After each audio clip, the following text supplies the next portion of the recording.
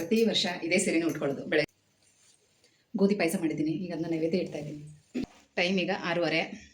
ಹಾಗಾಗಿ ಒಂದು 4 ಕಲರ್ಸಲ್ಲಿ 3 ಸೈಜು 22, 24, 26 ಈ ಥರದ್ದು ಸೈಜಲ್ಲಿ ತೊಗೊಂಡಿದ್ದೀನಿ. ಸ್ವಲ್ಪ ಕಡಿಮೆನೇ ತೊಗೊಂಡಿದ್ದೆ, ಯಾಕಂದರೆ ವರಮಹಾಲಕ್ಷ್ಮಿ ವ್ರತ ಕಥೆ. ಪೂರ್ವದಲ್ಲಿ ಸತ್ಯಲೋಕದಲ್ಲಿ ವಾಸ ಮಾಡುತ್ತಲಿದ್ದ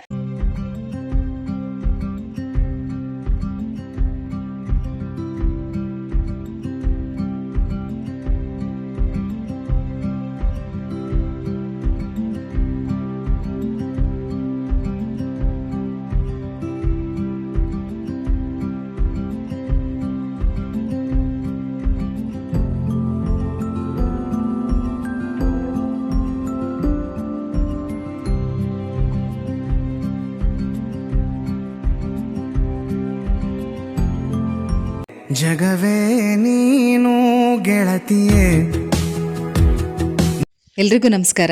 ಗೆಳತಿ ದಿನಚರಿಗೆ ನಿಮ್ಮೆಲ್ರಿಗೂ ಸ್ವಾಗತ. ಬನ್ನಿ ಸ್ನೇಹಿತರೆ, ವರಮಹಾಲಕ್ಷ್ಮಿ ಹಬ್ಬದ ದಿನ ನಮ್ಮ ಮನೇಲಿ ಪೂಜೆ ಹೇಗಾಗಿದೆ ಅನ್ನೋದನ್ನು ಚಿಕ್ಕದಾಗಿ ಶೇರ್ ಮಾಡ್ಕೊಂಡಿದ್ದೀನಿ. ವಿಡಿಯೋನ ಕೊನೆ ತನಕ ನೋಡಿ, ಹೇಗಿತ್ತು ಅಂತ ತಪ್ಪದೆ ಕಮೆಂಟಲ್ಲಿ ತಿಳಿಸಿ. ಈ ವಿಡಿಯೋದಲ್ಲಿ ಇನ್ನೊಂದು ವಿಶೇಷತೆ ಏನು ಗೊತ್ತಾ, ಶುಕ್ರವಾರ ಮತ್ತು ಶನಿವಾರ ಎರಡೂ ದಿನದ ಬ್ಲಾಗನ್ನು ಶೇರ್ ಮಾಡ್ಕೊಂಡಿದ್ದೀನಿ. ಖಂಡಿತ ನಿಮಗೆ ತುಂಬಾ ಒಳ್ಳೆ ಇನ್ಫಾರ್ಮೇಷನ್ ಸಿಗುತ್ತೆ. ಯಾಕಂದರೆ ಕೆಲವರೆಲ್ಲ ಶುಕ್ರವಾರ ಒಂದೇ ದಿನ ಕಳಸ ಇಟ್ಟು ಕದಲಿಸಿರ್ತೀರ, ಕೆಲವರು ಶನಿವಾರನೂ ಇಟ್ಟು ಶನಿವಾರ ರಾತ್ರಿ ಕದಲಿಸಿರ್ತೀರ. ಕಳಸ ಕದಲಿಸಿದ ತಕ್ಷಣ ಯಾವ್ಯಾವ ವಸ್ತುಗಳನ್ನ ನಾವು ಎತ್ತಿಟ್ಕೋಬೇಕು, ಯಾವ್ಯಾವ ವಸ್ತುಗಳನ್ನ ಅಲ್ಲೇ ಬಿಡಬೇಕು, ಇದೆಲ್ಲನೂ ಕೂಡ ತಿಳಿಸಿದ್ದೀನಿ. ವಿಡಿಯೋನ ಕೊನೆ ತನಕ ನೋಡಿ. ಪ್ರತಿ ವರ್ಷ ಇದೇ ಸೀರೆನೇ ಉಟ್ಕೊಳ್ಳೋದು. ಬೆಳಗ್ಗೆ ಹೊತ್ತು ಪೂಜೆ ಮಾಡುವಾಗ ವೈಭವಲಕ್ಷ್ಮಿ ಪೂಜೆ ಮತ್ತು ವರಮಹಾಲಕ್ಷ್ಮಿ ಹಬ್ಬದಲ್ಲಿ ಇದೇ ಸೀರೆ ಉಟ್ಕೊಂಡಿರ್ತೀನಿ. ಈ ಸೀರೆ ಅಂತೂ ಹಬ್ಬದ ಲಕ್ಷ್ಮೀ ಪೂಜೆಗೆ ಅಂತಲೇ ಇಟ್ಬಿಟ್ಟಿದ್ದೀನಿ. ಸೊ ನಾನು ಈ ಥರ ರೆಡಿಯಾಗಿದ್ದೀನಿ. ಇವಾಗ ಟೈಮ್ ಆಗಿದೆ 5:15. 5:15 ಆಗಿದೆ ಟೈಮ್. ಪೂಜೆ ಎಲ್ಲ ಮಾಡಿಬಿಟ್ಟು ಆಮೇಲೆ ವಿಡಿಯೋನ ಕಂಟಿನ್ಯೂ ಮಾಡ್ತೀನಿ. ಗೋಧಿ ಪಾಯಸ ಮಾಡಿದ್ದೀನಿ, ಈಗ ಅದನ್ನ ನೈವೇದ್ಯ ಇಡ್ತಾ ಇದ್ದೀನಿ. ಒಬ್ಬಟ್ಟಿನ ಹೂರಣದು ರೆಡಿ ಮಾಡೋಣ ಅಂಥೇಳಿ ಬೇಳೆ ಎಲ್ಲ ಬೇಯಿಸಿಟ್ಟಿದ್ದೆ, ಬೆಲ್ಲ ಎಲ್ಲ ಮಿಕ್ಸ್ ಮಾಡಿ ತೆಂಗಿನಕಾಯಿ ಎಲ್ಲ ತುರಿದು ರೆಡಿ ಮಾಡಿದೆ. ಆದರೆ ರುಬ್ಬಷ್ಟೊತ್ತಿಗೆ ಸ್ವಲ್ಪ ಟೈಮ್ ಆಗೋಯಿತು. ಇನ್ನು ಆ ಕೆಲಸಕ್ಕೆ ನಿಂತ್ಕೊಂಡ್ರೆ ಪೂಜೆ ಲೇಟ್ ಆಗುತ್ತೆ. ಹಾಗಾಗಿ ಬಿಸಿ ಬಿಸಿಯಾಗಿ ಒಬ್ಬಟ್ಟು ಮಾಡಿ ಆಮೇಲೆ ನೈವೇದ್ಯಕ್ಕೆ ಇಟ್ಟರಾಯಿತು ಅಂಥೇಳಿ ಗೋಧಿ ಪಾಯಸ ಮಾಡಿದೆ. ಅದು ಸ್ವಲ್ಪ ಬೇಗ ಆಯ್ತಲ್ವ, ಹಾಗಾಗಿ ಗೋಧಿ ಪಾಯಸ ಈಗ ನೈವೇದ್ಯಕ್ಕೆ ಇಡ್ತಾಯಿದ್ದೀನಿ. ಆಲ್ಮೋಸ್ಟ್ ಎಲ್ಲನೂ ಕೂಡ ರೆಡಿಯಾಗಿದೆ. ಈಗ ನಾನು ಪೂಜೆ ಕೂತ್ಕೋಬೇಕು. ಆದರೂ ಏನೋ ಮರ್ತಿದ್ದೀನಿ ಅಂತ ನನಗೆ ಅನ್ನಿಸ್ತಾ ಇದೆ. ಹಾಗಾಗಿ ಯೋಚನೆ ಮಾಡ್ತಾಯಿದ್ದೀನಿ, ಏನು ಮಿಸ್ ಮಾಡಿದ್ದೀನಿ, ಏನು ಮರ್ತಿದ್ದೀನಿ ಅಂತ. ಇವ್ರ ಮನೇಲಿ ಇಷ್ಟೆಲ್ಲ ಜೋಡಿಸಿದ್ದೀನಿ, ಹೇಗೆ ಕೂತ್ಕೊಂಡು ಪೂಜೆ ಮಾಡ್ತೀನಿ ಅಂತ ನೋಡ್ತಾ ಇದ್ದೀರಾ. ಈಗ ನಾನು ಸಂಕಲ್ಪ ಎಲ್ಲ ಮಾಡ್ಕೊಳ್ಳುವಾಗ ಒಳಗಡೆ ನಿಂತ್ಕೊಂಡು ಸಂಕಲ್ಪ ಮಾಡ್ಕೊಳ್ತೀನಿ. ಆಮೇಲೆ ಅಷ್ಟೋತ್ತರ ಮತ್ತು ಅಷ್ಟೋತ್ತರ ಎಲ್ಲ ಮಾಡ್ಕೊಳ್ಳುವಾಗ ಇಲ್ಲೇ ಹೊರಗಡೆ ಇಲ್ಲೊಂದು ಪೀಠ ಹಾಕ್ಕೊಂಡಿದ್ದೀನಿ. ಹೊರಗಡೆ ಅಲ್ಲೊಂದು ಪೀಠ ಹಾಕಿದ್ದೀನಿ, ಅಲ್ಲಿ ಕೂತ್ಕೊಂಡು ಮಾಡ್ತೀನಿ. ಏನು ಮಾಡೋಕ್ಕಾಗತ್ತೆ, ಈ ಥರ ಜಾಗ ಎಲ್ಲ ಸ್ವಲ್ಪ ಇಕ್ಕಟ್ಟಿರುವಾಗ. ಸಾಂಬ್ರಾಣಿ ಬತ್ತಿನ ಹಚ್ಚಿ ಅದರೊಳಗಡೆ ಹೋದ ವರ್ಷದ್ದು ಲವಂಗ ಮತ್ತು ಏಲಕ್ಕಿ ಕಾಯಿ ಇತ್ತಲ್ಲ, ಅದನ್ನು ಒಂದು 4 ಹಾಕ್ತಾಯಿದ್ದೀನಿ. ಇದನ್ನೆಲ್ಲ ಹಾಕಿಟ್ಬಿಟ್ಟು ಈಗ ನಾನು ಪೂಜೆಗೆ ಕೂತ್ಕೋಬೇಕು. ಆದರೂ ಏನೋ ಒಂದು ಮಿಸ್ ಮಾಡಿದ್ದೀನಿ ಅಂತ ಅನ್ನಿಸ್ತು. ಅದೇನು ಅಂದರೆ ವ್ರತದ ದಾರ, ಅದೊಂದನ್ನು ನಾನು ಮರ್ತುಬಿಟ್ಟಿದ್ದೆ. ಆಮೇಲೆ ನೆನಪಾಯಿತು. ಈಗ ಅದನ್ನು ಕೂಡ ರೆಡಿ ಮಾಡ್ಕೋಬೇಕು. ಹೀಗೆ ನೋಡಿ, ಎಷ್ಟೇ ಹಿಂದಿನ ದಿನ ರೆಡಿ ಮಾಡಿದರೂ ಏನಾದರೂ ಒಂದು ಮರ್ತು ಹೋಗುತ್ತೆ. ಅದೇ ಥರ ಕಮೆಂಟ್ಸಲ್ಲೂ ಕೂಡ ತುಂಬ ಜನ ಕೇಳಿದ್ರಿ. ನಾನು ಕೂಡ ಮರ್ತುಬಿಟ್ಟೆ. ದೇವಿಗೆ ಒಂದು ಹೊಸ ಕಾಸಿನ ಸರ ತೊಗೊಂಡು ಬಂದಿದ್ದೆ, ಮತ್ತು ಅರಿಶಿಣದಲ್ಲಿ ಗಣಪತಿ ಮಾಡಿಡೋದನ್ನು ಮರ್ತಿದ್ದೆ.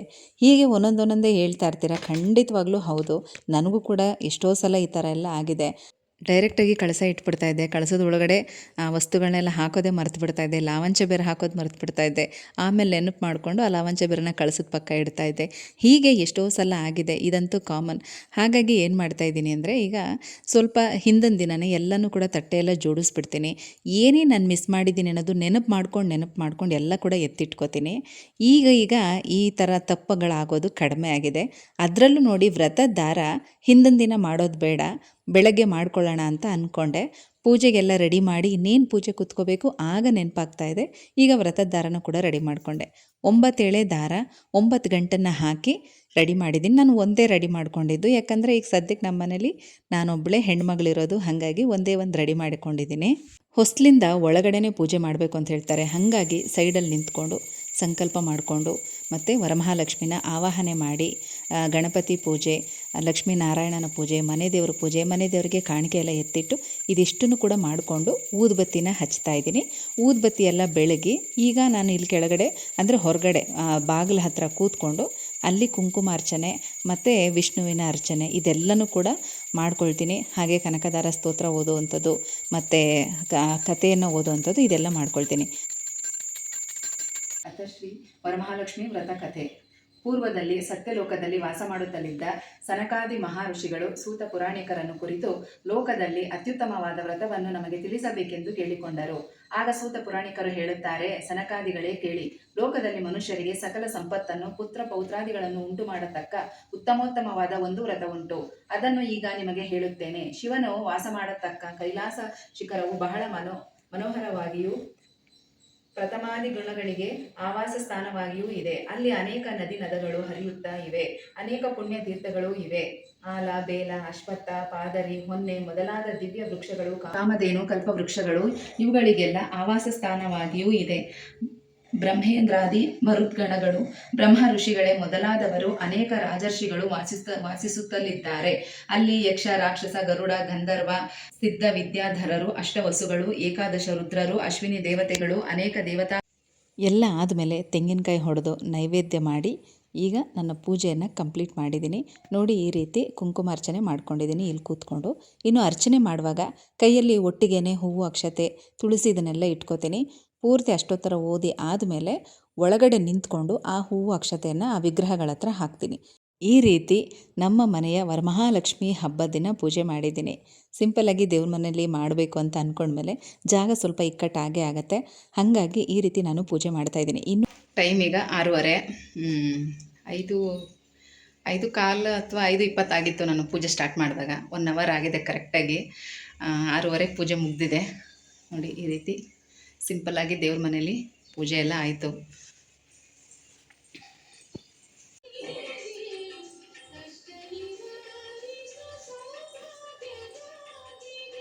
ಬೆಳಗ್ಗೆ ಪೂಜೆ ಅಂತೂ ತುಂಬ ಚೆನ್ನಾಗಾಯಿತು. ಮನಸ್ಸಿಗೂ ತುಂಬಾ ಖುಷಿ ಅನ್ನಿಸ್ತು. ಇವತ್ತು ನಾನಿಲ್ಲಿ ಏನೇನು ಅಡುಗೆ ಮಾಡಿದ್ದೀನಿ ಅಂತೆಲ್ಲ ನಿಮಗೆ ಶೇರ್ ಮಾಡೋಕ್ಕಾಗ್ತಾಯಿಲ್ಲ. ಕಾರಣ ಇಷ್ಟೇ, ಮಗನಿಗೂ ರಜೆ ಇಲ್ಲ, ಯಜಮಾನ್ರಿಗೂ ರಜೆ ಇಲ್ಲ, ಇಬ್ಬರು ಕೂಡ ಕೆಲಸಕ್ಕೆ ಹೋಗಿದ್ದಾರೆ. ಹಾಗಾಗಿ ಇನ್ನು ಏನಂತ ಅಡುಗೆ ಮಾಡೋದು ಅಂಥೇಳಿ ಮಾಮೂಲಿ ಒಬ್ಬಟ್ಟು ಮಾಡಿದ್ದೆ. ಒಬ್ಬಟ್ಟಿನ ಸಾರು, ಅನ್ನ ಇಷ್ಟೇ ಮಾಡ್ಕೊಂಡಿದ್ದು. ನಾಳೆ ಮನೇಲಿರ್ತಾನೆ, ಮಗನಿಗೆ ವೀಕೆಂಡಲ್ಲಿ ರಜೆ ಇರುತ್ತೆ, ಹಾಗೇನಾದರೂ ಮಾಡಿದ್ರಾಯ್ತು ಅಂಥೇಳಿ ಇವತ್ತಿಷ್ಟೇ ಅಡುಗೆ ಮಾಡಿದ್ದು. ಹಾಗಾಗಿ ಅದನ್ನೆಲ್ಲ ನಾನೇನು ಶೇರ್ ಮಾಡಿಲ್ಲ. ಈಗ ಸಂಜೆ ಪೂಜೆಗೆ ರೆಡಿ ಮಾಡ್ಕೊತಾ ಇದ್ದೀನಿ. ಯಜಮಾನ್ರು ಈಗಿನ್ನೂ ಕೆಲಸದಿಂದ ಬಂದರು. ಹಾಗಾಗಿ ಅವ್ರಿಗೆ ಸ್ವಲ್ಪ ಟೀ ಮಾಡಿಕೊಟ್ಬಿಟ್ಟು ನಾನು ಕೆಲಸ ಮಾಡ್ಕೊಳ್ಳೋಣ ಅಂಥೇಳಿ ರೆಡಿ ಮಾಡ್ಕೊತಾ ಇದ್ದೀನಿ. ನಾನು ಈ ಥರ ರೆಡಿಯಾಗಿದ್ದೀನಿ. ಈ ಸೀರೆ ಹೋದ ವರ್ಷ ವರಮಹಾಲಕ್ಷ್ಮಿಗೆ ಹುಡಿಸಿದಂಥ ಸೀರೆ. ನಾನಿವತ್ತು ಅದನ್ನು ಉಟ್ಕೊಂಡಿದ್ದೀನಿ. ಹೇಗೆ ಕಾಣ್ತಾ ಇದೆ ಅಂತ ಹೇಳಿ. ಸಂಜೆನೂ ನೈವೇದ್ಯ ಮಾಡಬೇಕು. ಹಾಗಾಗಿ 1 ಗ್ಲಾಸ್ ಹಾಲು ಕಾಯಿಸಿ ಈಗ ಬೆಳ್ಳಿ ಗ್ಲಾಸಲ್ಲಿ ಹಾಕಿಟ್ಟಿದ್ದೀನಿ. ಸ್ವಲ್ಪ ಸಕ್ಕರೆ ಹಾಕಿ ದೇವರಿಗೆ ನೈವೇದ್ಯ ಮಾಡಬೇಕು. ತುಂಬ ಜನ ಕೇಳ್ತಾ ಇದ್ರಿ ಅಲ್ವಾ, ದೇವರಿಗೆ ಕಾಯಿಸಿರೋ ಹಾಲು ನೈವೇದ್ಯ ಮಾಡಬೇಕಾ, ಹಸಿ ಹಾಲು ನೈವೇದ್ಯ ಮಾಡಬೇಕಾ ಅಂತ. ಅಭಿಷೇಕಕ್ಕೆ ಹಸಿ ಹಾಲು, ನೈವೇದ್ಯಕ್ಕೆ ಬಿಸಿ ಹಾಲು. ಇದನ್ನು ನೆನ್ಪಿಟ್ಕೊಳ್ಳಿ. ನಾವು ಯಾವ ರೀತಿ ಕುಡಿತೀವೋ ತಿಂತೀವೋ ಅದೇ ರೀತಿಯೇ ದೇವರಿಗೂ ಕೂಡ ಇಡಬೇಕು. ಹಾಗಾಗಿ ನೈವೇದ್ಯಕ್ಕೆ ಬಿಸಿ ಹಾಲು ಅಂದರೆ ಹಾಲನ್ನು ಕಾಯಿಸಿ ಸ್ವಲ್ಪ ಸಕ್ಕರೆ ಹಾಕಿ ನೈವೇದ್ಯ ಮಾಡಬೇಕು. ಯಾಕಂದರೆ ನೈವೇದ್ಯ ಆದಮೇಲೆ ಅದನ್ನು ತೊಗೊಂಡು ನಾವು ಕುಡಿತೀವಿ. ಹಸಿ ಹಾಲನ್ನು ಇಟ್ಟು ಮತ್ತೆ ಅದನ್ನು ಕಾಯಿಸಿ ಉಪಯೋಗಿಸ್ಬಾರ್ದು. ಕೆಲವೊಂದು ಸಲ, ಈಗ ನಾನು ಗುರುವಾರ ದಿನ ತುಳಸಿ ಗಿಡಕ್ಕೆ ಹಸಿ ಹಾಲು ಹಾಕಬೇಕು, ಮತ್ತು ಷಷ್ಠಿ ದಿನ ಸುಬ್ರಹ್ಮಣ್ಯ ಸ್ವಾಮಿಗೆ ನೈವೇದ್ಯ ಇಟ್ಟರೂ ಕೂಡ ಹಸಿ ಹಾಲನ್ನು ನೈವೇದ್ಯ ಇಡಬೇಕು. ಇದೆರಡು ಬಿಟ್ಟು ಬೇರೆ ದಿನಗಳಲ್ಲಿ ಕಾಯಿಸಿರೋ ಹಾಲನ್ನೇ ನೈವೇದ್ಯ ಮಾಡಬೇಕು. ಹಾಗೆ ಈವ್ನಿಂಗಿಂದ ವಿಡಿಯೋನ ಕಂಟಿನ್ಯೂ ಮಾಡ್ತಾ ಇದ್ದೀನಿ. ಇದು ಹೋದ ವರ್ಷದ್ದು ಸ್ಯಾರಿ ತೋರಿಸಿದ್ದೀನಿ ನಿಮ್ಗೆ ಆಲ್ರೆಡಿ. ಇವತ್ತೇ ಉಟ್ಕೊಂಡಿದ್ದು. ಚೆನ್ನಾಗಿದೆ, ಕಲರ್ ಕಾಂಬಿನೇಷನ್ ಚೆನ್ನಾಗಿದೆ. ಹೇಗೆ ಕಾಣ್ತಾ ಇದೆ ಅಂತೇಳಿ. ಮತ್ತು ಈಗ ಸಂಜೆ ದೀಪ ಹಚ್ಚಬೇಕು. ಎಲ್ಲ ರೆಡಿ ಮಾಡಿದ್ದೀನಿ. ಮತ್ತು ಸ್ವಲ್ಪ ತಾಂಬೂಲ ಎಲ್ಲ ಹಾಕಿಡೋಣ ಅಂತ ಕವರಲ್ಲಿ ಹಾಕಿಡ್ತಾ ಇದ್ದೀನಿ. ಯಾಕಂದರೆ ಪಾಪ ಬಂದವ್ರಿಗೆ ನೀಟಾಗಿ ಕವರಲ್ಲಿ ಕೊಟ್ಬಿಟ್ರೆ ಅವ್ರು ತೊಗೊಂಡೋಗೋಕ್ಕೆ ಚೆನ್ನಾಗಿರುತ್ತೆ. ಇಲ್ಲಾಂದರೆ ಅಡಿಕೆ ಎಲ್ಲ ಬೀಳಿಸ್ಕೊಂಡು ಹೋಗ್ತಾ ಇರ್ತಾರೆ. ಇನ್ನು ಬಳೆ ಎಲ್ಲ ಇದ್ರಂತೂ ಕೆಲವು ಸಲ ಸೈಜು ಅವ್ರ ಕೈಗೆ ಆಗುತ್ತೆ, ಕೆಲವು ಸಲ ಆಗೋದಿಲ್ಲ. ಕವರಲ್ಲಿ ಹಾಕ್ಕೊಟ್ರೆ ಅಟ್ಲೀಸ್ಟ್ ಮನೇಲಿ ಬೇರೆ ಯಾರಾದರೂ ಹಾಕೋತಾರೆ. ಹಾಗಾಗಿ ಎಲ್ಲ ಹಾಕಿಡ್ತಾ ಇದ್ದೀನಿ. ಈ ಥರ ಪ್ಲೈನ್ ಬಳೆ ತೊಗೊಂಡಿದ್ದೀನಿ. ಯಾವುದೇ ಥರ ಡಿಸೈನ್ ಎಲ್ಲ ಬೇಡ. ಪ್ಲೈನ್ ಇದ್ರೆ ಏನಂದರೆ ಸ್ಯಾರಿಗೆ ಯಾವುದಾದ್ರೂ ಮ್ಯಾಚಿಂಗ್ ಆಗೋ ಥರ ಇದ್ದರೆ ಹಾಕೋತಾರೆ. ಹಾಗಾಗಿ ಒಂದು 4 ಕಲರ್ಸಲ್ಲಿ 3 ಸೈಜು 22, 24, 26 ಈ ಥರದ್ದು 3 ಸೈಜಿಂದು ಬಳೆ ತೊಗೊಂಡಿದ್ದೀನಿ. ಸ್ವಲ್ಪ ಕಡಿಮೆನೇ ತೊಗೊಂಡಿದ್ದು. ನೋಡೋಣ ಸಾಕಾಗುತ್ತೆ ಅಂತ ಒಂದು ಅಂದಾಜು ಲೆಕ್ಕದಲ್ಲಿ ಒಂದು 15 ಜನ ಆ ಥರ ಲೆಕ್ಕದಲ್ಲಿ ತೊಗೊಂಡಿದ್ದೀನಿ. ಇದರಲ್ಲಿ ನನಗೆ ಈ ಕಲರ್ ತುಂಬ ಇಷ್ಟ ಆಯಿತು. ಇದರಲ್ಲಿ ಈ ಕಲರ್ ನಾನು ನಿಜವಾಗ್ಲೂ ನೋಡೇ ಇರಲಿಲ್ಲ. ಕಾಫಿ ಕಲರ್ ಚೆನ್ನಾಗಿದೆ.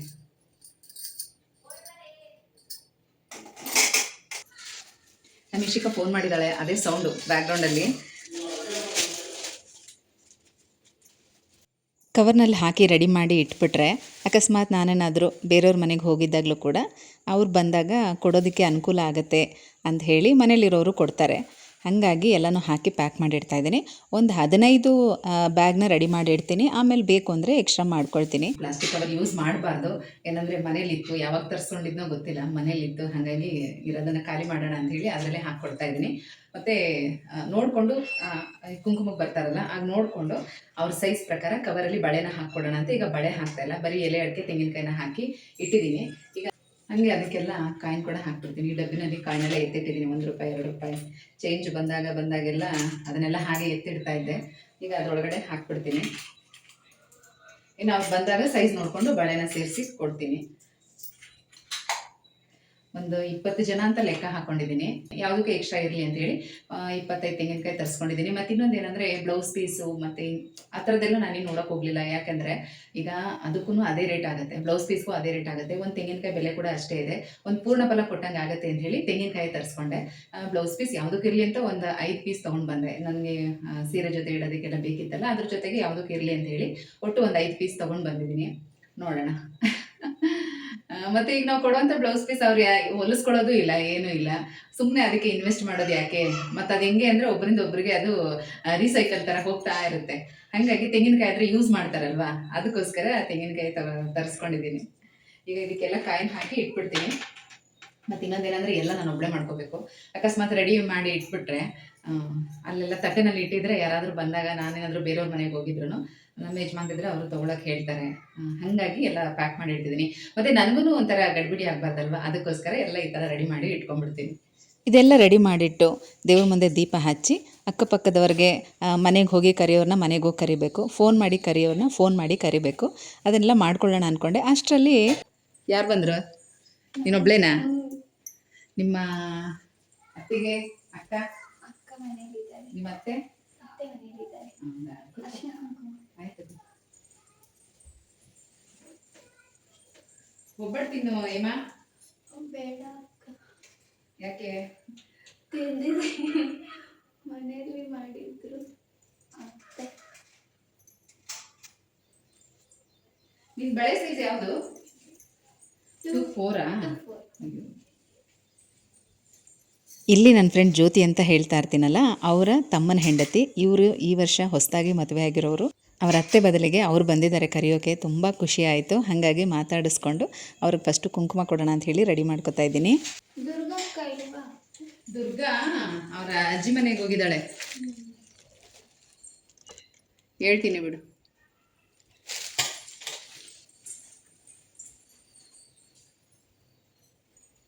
ಆಯ್ತಾ ಪೂಜೆ ಇಲ್ಲ?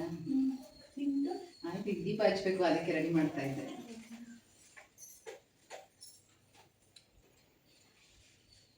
ಈ ವರ್ಷದಿಂದ ಅತ್ತೆ ಮನೇಲಿ ಇರೋದು, ಸೊಸೆ ಎಲ್ಲಾನು ಕರ್ಬಿಟ್ಟು ಬರೋದು. ಯಾರ್ಯಾರು ಹೇಳ್ಬಿಟ್ಟು ಬಂದೆ? ಸುಮತಿ ಆಂಟಿಗೆ, ಇನ್ನು ದೊಡ್ಡದವರು ಮೀನಾಕ್ಷಿ ಆಂಟಿ, ಸುಜಾತಮ್ಮ.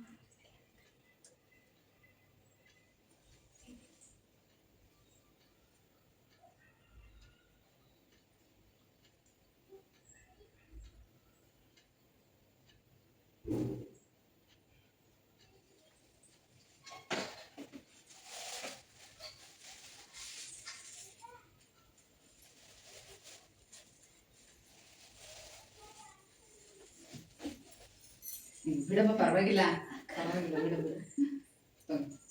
ನಾನು ಮಾಡ್ಕೋಬೇಕು ಕೊಟ್ಬಿಟ್ಟು. ನಾನು ಚಿಕ್ಕವಳು, ದೊಡ್ಡವಳು. ಪರವಾಗಿಲ್ಲ, ಚೆನ್ನಾಗಿದೆ. ಬನ್ನಿ. ಬರ್ತೀನಿ. ಬರ್ತೀನಿ ಬರ್ತೀನಿ. ಬರ್ತೀನಿ. ಸರಿ.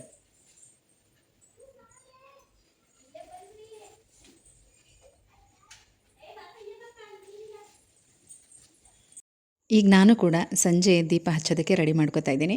ಮೊದಲು ಹೊರಗಡೆ ತುಳಸಿ ದೀಪ ಹಚ್ಚಿ, ಹೊಸ್ಲತ್ರ ದೀಪ ಹಚ್ಚಿ, ಆಮೇಲೆ ಒಳಗಡೆ ದೀಪ ಎಲ್ಲ ಹಚ್ಚಬೇಕು.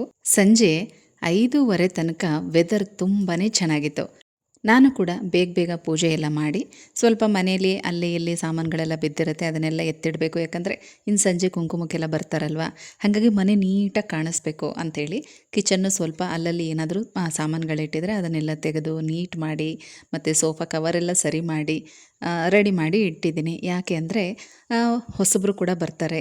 ಕೆಲವ್ರನ್ನ ನಾನು ಗೃಹ ಪ್ರವೇಶಕ್ಕೆ ಕರೆಯೋಕ್ಕೆ ಕೂಡ ಆಗಿರಲಿಲ್ಲ ಇಲ್ಲಿರೋರನ್ನು. ಅವರು ಈ ಸಲ ಬಂದಾಗ ಮನೆಯೆಲ್ಲ ನೋಡ್ತಾರಲ್ವ, ಎಲ್ಲ ಕಡೆ ನೀಟಾಗಿ ಕಾಣಿಸ್ಬೇಕು ಅಂತ ಎಲ್ಲನೂ ಸ್ವಲ್ಪ ರೆಡಿ ಮಾಡಿದೆ. ನೋಡಿ, ಈ ರೀತಿ ಹೊಸ್ಲ ಹತ್ರ ದೀಪ ಹಚ್ಚಿ 1 ರೌಂಡ್ ಮನೆಯೆಲ್ಲ ಕಂಪ್ಲೀಟಾಗಿ ನೀಟ್ ಮಾಡಿದ್ದೀನಿ. ಈಗ ಟೈಮ್ ಇನ್ನೂ ಕೂಡ 5:30 ಅಷ್ಟೇ ಆಗಿರೋದು. ಅಷ್ಟೊತ್ತಿಗಾಗಲೇ ಮಳೆ ಶುರುವಾಯಿತು ನೋಡಿ. ಎಂಥ ಮಳೆ ಅಂತೀರಾ, ಒಂದೇ ಸಲಗೆ ಹಬ್ಬದ ಖುಷಿನೇ ಹೊಟ್ಟೋಯ್ತು. ಆ ಥರ ಮಳೆ ಶುರುವಾಯಿತು. ಇನ್ನೇನು ಎಲ್ಲ ಕೆಲಸನೂ ಮುಗೀತಪ್ಪ, ಈಗ ಹೋಗಿ ನಾನು ಕೂಡ ಕರೆಯೋರ್ನೆಲ್ಲ ಕರಿಬೇಕು ಅಂತ ಅಂದ್ಕೊಂಡೆ. ಹೊರಗಡೆ ಕಾಲಿಡೋ ಅಷ್ಟೊತ್ತಿಗೆ ಜೋರು ಮಳೆ. ನಿಜ ಹೇಳಬೇಕು ಅಂದರೆ ಸಿಕ್ಕಾಪಟ್ಟೆ ಮಳೆ. ರಾತ್ರಿ 7 ಗಂಟೆ ತನಕ ಮಳೆ ಕಡಿಮೆ ಆಗಲೇ ಇಲ್ಲ. ಆಮೇಲೆ ನಾನು ಡಿಸೈಡ್ ಮಾಡಿಕೊಂಡೆ, ಹೋಗಲಿ ಬಿಡು, ಇವತ್ತು ಹೊರಗಡೆ ಹೋಗೋಕ್ಕಾಗಲಿಲ್ಲ ಅಂದರೆ ಏನು ಮಾಡೋಕ್ಕಾಗಲ್ಲ, ನಾಳೆನೂ ಕೂಡ ದೇವ್ರು ಇಟ್ಟಿರ್ತೀನಿ, ಕರೆಯೋರ್ನೆಲ್ಲ ನಾಳೆನೇ ಕರೆದ್ರಾಯ್ತು ಅಂತ ಡಿಸೈಡ್ ಮಾಡ್ಕೊಂಡು ಕೂತ್ಕೊಂಡ್ಬಿಟ್ಟೆ. 7 ಗಂಟೆ ಮೇಲೆ ಮಳೆ ಕಡಿಮೆ ಆಯಿತು. ಆಮೇಲೆ ಒಬ್ಬೊಬ್ಬರೇ ಫ್ರೆಂಡ್ಸು, ಅಕ್ಕಪಕ್ಕ ನೇಬರ್ಸ್ ಎಲ್ಲರೂ ಕೂಡ ಬಂದರು. ನಾನು ಕೂಡ ಹೋಗಿ ಕುಂಕುಮ ಎಲ್ಲ ತೊಗೊಂಡು ಬಂದು ಮತ್ತು ರಾತ್ರಿ ಕೆಂಪಾರತಿ ಮಾಡಿ ಹೊರಗಡೆ ಹಾಕ್ತಾಯಿದ್ದೀನಿ. ಈಗ ಇನ್ನು ಶನಿವಾರ ಬೆಳಗ್ಗಿನ ವ್ಲಾಗ್ ಇದು. ಶನಿವಾರ ಬೆಳಗ್ಗೆ ಕೂಡ ಅಷ್ಟೇ ಆದಷ್ಟು 7 ಗಂಟೆ ಒಳಗಡೆ ಪೂಜೆ ಮಾಡಿದ್ದೀನಿ. ಇವತ್ತೇನು ಹೆಚ್ಚಿಗೆ ಹೂವೆಲ್ಲ ಹಾಕಿಲ್ಲ. ಮತ್ತು ನಿಮ್ಗೆ ಇನ್ನೊಂದು ಡೌಟ್ ಬರ್ಬೋದು, ದೇವ್ರು ಇಟ್ಟಿರ್ತೀವಿ, ಮಾರನೇ ದಿನ ಪೊರ್ಕೆನಲ್ಲಿ ಕಸ ಗುಡಿಸ್ಬೋದಾ ಒರೆಸ್ಬೋದಾ ಅಂತ.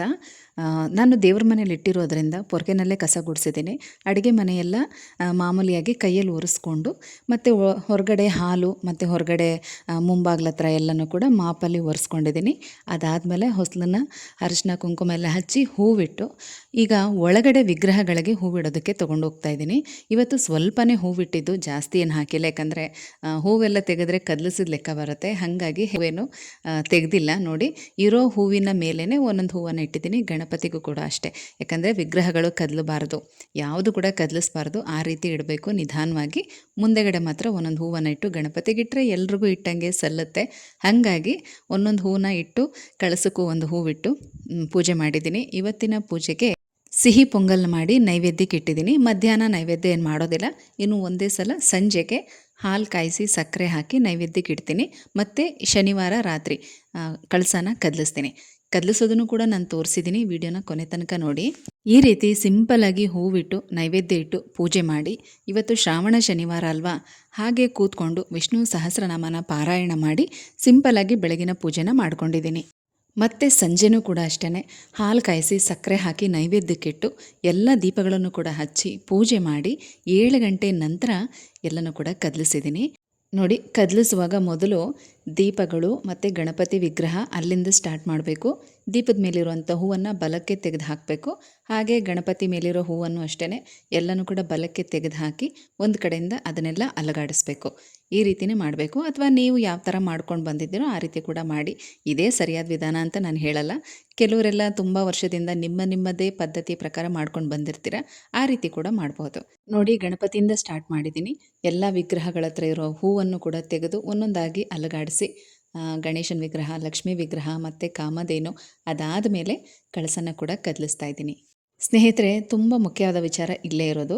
ನೋಡಿ, ಇದನ್ನೆಲ್ಲ ಕದಲಿಸಿ ಆದಮೇಲೆ ನಾವು ದೇವರ ಹತ್ರ ಇಟ್ಟಿರುವಂಥ ದುಡ್ಡು ಮತ್ತು ಲಕ್ಷ್ಮಿಗೆ ಪ್ರಿಯವಾದ ವಸ್ತುಗಳು ಏನಿಟ್ಟಿರ್ತೀವಲ್ಲ ಅದು, ಮತ್ತು 33 ಕಾಯಿನ್ ಇಟ್ಟಿರ್ತೀವಲ್ಲ ಅದು, ಇದಿಷ್ಟನ್ನು ಕೂಡ ಕದಲಿಸಿದ ತಕ್ಷಣ ತೊಗೊಂಡು ಹೋಗಿ ನಾವು ಬೀರುನಲ್ಲಿ ಇಟ್ಕೋಬೇಕು.